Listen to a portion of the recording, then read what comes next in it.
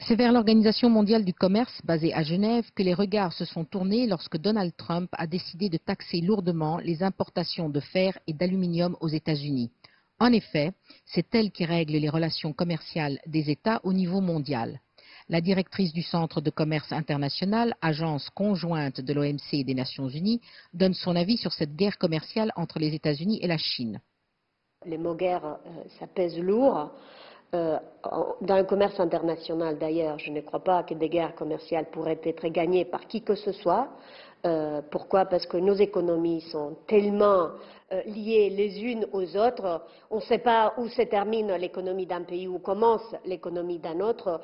D'après les experts, il est primordial que les désaccords commerciaux se règlent uniquement dans le cadre des réglementations existantes pour ce faire. J'estime que c'est plus intelligent essayer de régler ces problèmes, parce qu'il y a un problème, plutôt dans des enceintes de négociations multilatérales, en parlant, en dialoguant, qu'en prenant des mesures unilatérales qui vont se retourner contre ceux qui les prennent, comme on voit déjà aujourd'hui. Du côté de la CNUSED, la Conférence des Nations Unies pour le commerce et le développement, sa secrétaire générale adjointe Isabelle Durand estime qu'une crise bien plus profonde se cache derrière cette guerre commerciale entre les deux grands pays.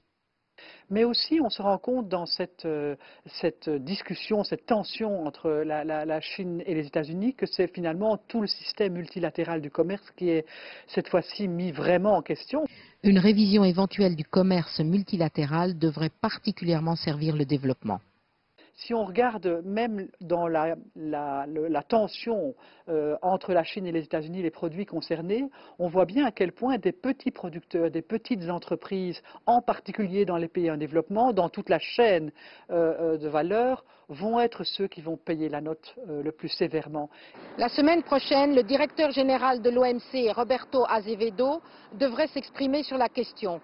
C'est Catherine Fiancambo-Conga pour CGTN à Genève, en Suisse.